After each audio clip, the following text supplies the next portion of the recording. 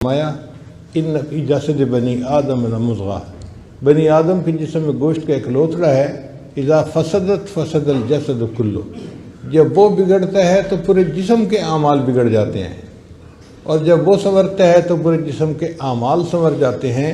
الا وہی القلب، جان لو اس کا نام دل ہے۔ تو دل کے سنورنے سے انسان سنورتا ہے اور دل کے بگڑنے سے انسان بگڑتا ہے۔ اس لیے ہمیں چاہیے کہ ہم اپنے دلوں پر محنت کریں اور اس کو سنواریں۔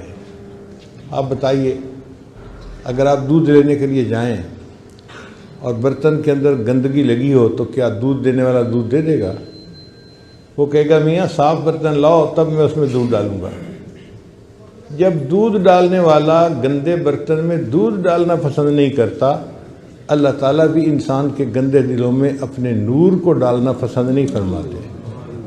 وہ بھی کہتے ہیں میرے بندو ذرا اس کو چمکاؤ، اس کو ذرا صاف کرو۔ اب اس دل کو صاف کرنا یہ ہماری ذمہ داری ہے۔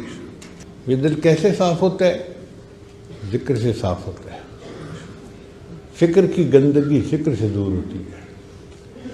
حدیث مبارکہ میں ہے کہ جب بندہ گناہ کرتا ہے تو دل پہ داغ لگ جاتا ہے، نیکی کرتا ہے تو دھل جاتا ہے وہ داغ، اور اگر پھر گناہ کرتا ہے تو اور داغ لگ جاتے ہیں، حتیٰ کہ داغ لگتے لگتے لگتے وہ دل بالکل ہی سیاہ ہو جاتا ہے۔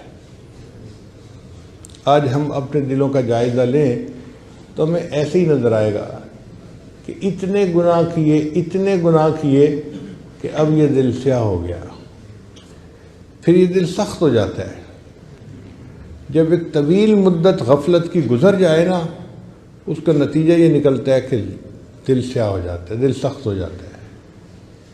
زمین کا معاملہ بھی ایسی ہے، اگر کسی زمین پر کاشت نہ کی جائے لمبا عرصہ تو زمین سخت ہو کے بیکار ہو جاتی ہے۔